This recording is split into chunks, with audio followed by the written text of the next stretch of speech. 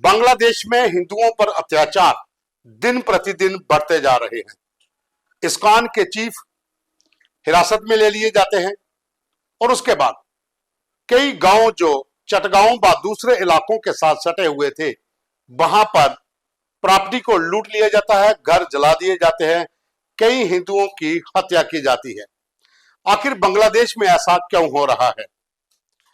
सूत्रों की अगर माने तो बांग्लादेश के भीतर पाकिस्तान की आर्मी, पाकिस्तान की डिप्लोमेसी और पाकिस्तानी खुफिया एजेंसी आईएसआई पूरी तरह से सक्रिय हो चुकी है।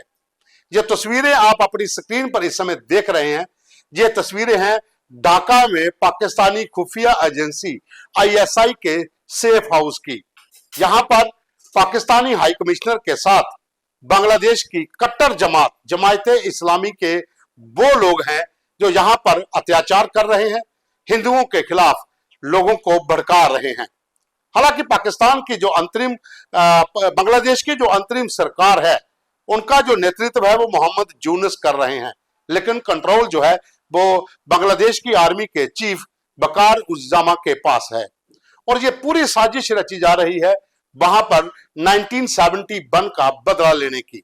दरअसल पाकिस्तान चाहता है कि बांग्लादेश में जो विभाजन हुआ था, पाकिस्तान का जो जन्म हुआ था बांग्लादेश का 1971 में, उसका बदला भारत से लिया जाए। और यही कारण है कि इस समय पाकिस्तान की तमाम एजेंसियां वहां पर लोगों को अपने हक में कर रही है, पैसा बांटा जा रहा है। पाकिस्तान की सेना को गोला बारूद और जितने भी वहां पर हथियार थे वो पाकिस्तान की सेना बांग्लादेश की सेना को दे रही है। और ऐसा कब हुआ? 5 अगस्त को जब शेख हसीना से बांग्लादेश की आर्मी ने तख्ता पलट किया और मजबूर किया बांग्लादेश को छोड़ने का और भारत में वो आकर रुकी। उसके बाद से ही वहां पर जो है हिंदुओं पर अत्याचार शुरू हो गए। मंदिरों को निशाना बनाया गया, हिंदुओं के गांव जो है वो जला दिए गए, कई लोगों को वहां पर अपहरण कर लिया गया, कई लोगों की हत्या कर दी गई। हालांकि भारत सरकार ने भी बांग्लादेश के सामने ये मामला कई बार उठाया। पिछले हफ्ते ही भारतीय सेना के चीफ जनरल उपेंद्र द्विवेदी ने बांग्लादेश आर्मी के चीफ के साथ बात की और सैन्य सहयोग को लेकर दोनों में काफी देर तक चर्चा भी हुई। हालांकि गृह मंत्रालय और विदेश मंत्रालय भी लगातार बांग्लादेश के संपर्क में है ताकि वहां पर हिंदुओं पर अत्याचार ना हो, लेकिन जो कट्टरवादी सोच है वो वहां पर ऐसा नहीं होने दे रही।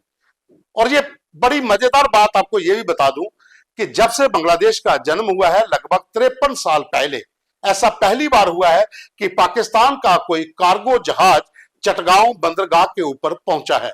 और वो पहुंचा भी कब है? जब तख्तापलट हो चुका था और उसके लगभग 20 दिन के बाद। और इस समय वहां पर पाकिस्तान की सेना के तमाम बड़े अधिकारी, पाकिस्तानी खुफिया एजेंसी के अधिकारी और डिप्लोमेट ढाका में डेरा डाले हुए हैं।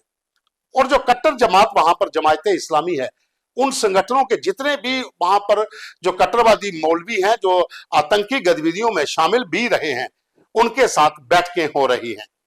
जो तस्वीरें आपने पहले देखी थी, उन तस्वीरों में तमाम वो लोग थे जो पाकिस्तान की खुफिया एजेंसी आईएसआई के सेफ हाउस में मीटिंग कर रहे थे। ये मीटिंग जो है ये 19 नवंबर को वहां पर हुई थी।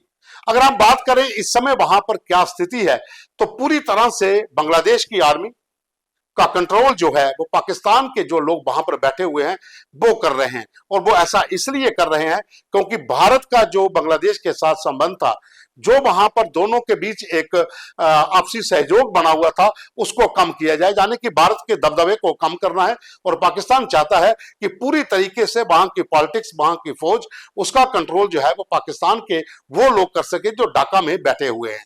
और भारत के दबदबे को कम करने के लिए ही ऐसी साजिशें भी रची जा रही हैं। अगर हम बात करते हैं इस समय वहां पर जो स्थिति है, वहां पर जो हिंदुओं के इलाके हैं, जो मंदिर हैं, जैसे इस्कॉन को वहां पर बैन करने की बात कही गई, प्रदर्शन हुए, कई घरों को जला दिया गया, कई मंदिरों को तोड़ दिया गया, तो ये हिंसा अभी तक रुक नहीं रही है। और जो सूत्रों का कहना है ये जितनी भी साजिश वहां पर हो रही है, उससे पीछे पाकिस्तानी खुफिया एजेंसी आईएसआई है। उनके ही लोग वहां पर गांव-गांव में जाकर लोगों में पैसा बांट रहे हैं और हिंदुओं के खिलाफ उकसा रहे हैं। और ऐसा इसलिए किया जा रहा है कि पाकिस्तान अपनी उस हार का बदला लेना चाहता है जो 1971 में हार हुई थी, बांग्लादेश का जन्म हुआ था। पाकिस्तान दो टुकड़े बंट चुके थे और वहां पर पाकिस्तान की सेना ने जो 53,000 के करीब सैनिकों ने सरेंडर किया था, वो जो हार है वो बर्दाश्त नहीं हो रही अभी तक, और उसी का बदला लेने के लिए अब उनके पास ये मौका मिल गया है कि वहां पर जो अंतरिम सरकार है मोहम्मद यूनुस की और जो बांग्लादेश की सेना है उसके ऊपर दबाव बनाया जा रहा है, पैसा दिया जा रहा है, ताकि जितना भी उसके जो जमायते इस्लामी के जितने भी वहां पर संगठन अलग अलग इलाकों में काम कर रहे हैं वो भारत के खिलाफ काम करें और वहां पर हिंदुओं को टारगेट करें, ताकि भारत का दबदबा बांग्लादेश से कम हो सके। क्योंकि 1971 के बाद से ही पाकिस्तान ने कई बार बांग्लादेश के भीतर अपनी ISI के डेट बनाए थे, कई आतंकी संगठनों को वहां पर लॉन्च किया था, जिसमें बांग्लादेश के भी 2-3 आतंकी संगठन पाकिस्तान की खुफिया एजेंसी ISI के पेरोल पर हैं। ये सभी लोग इस समय वहां पर एक्टिव हैं और भारत के खिलाफ एक बड़ी मुहिम छेड़े हुए हैं। जब तक बांग्लादेश में अंतरिम सरकार और बांग्लादेश की सेना चुनाव नहीं करवा लेती, आम चुनाव नहीं हो जाते, तब तक भारत को भी सतर्क रहना होगा कि जो साजिशें वहां पर रची जा रही हैं उसके बीच में कहीं कोई बड़ा कत्लेआम वहां पर हिंदुओं का ना हो, ताकि भारत का अगर वहां पर दखल नहीं होता है सीधे तौर पर तो वहां पर लोगों के बीच एक नाराजगी हो और भारत का दबदबा जो है बांग्लादेश के भीतर वो कम हो। क्योंकि बांग्लादेश के भीतर भी हिंदुओं की संख्या बहुत ज्यादा है और इस समय वहां पर जो कत्लो गारत हुई है सबसे ज्यादा नुकसान भी वहां पर हिंदू व्यापारियों का हुआ है। कुछ लोग तो वहां से देश को छोड़कर चले गए, लेकिन बहुत से लोग वहां पर भी हैं। कई वीडियो पहले सामने आए होंगे, आपने देखे होंगे, जिसमें जबरन रिटायर नौकरी से रिजाइन करवाया जा रहा है, मंदिरों को तोड़ा जा रहा है, लोगों को रास्ते में रोककर पीटा जा रहा है, कई लोगों को गोली मार दी गई।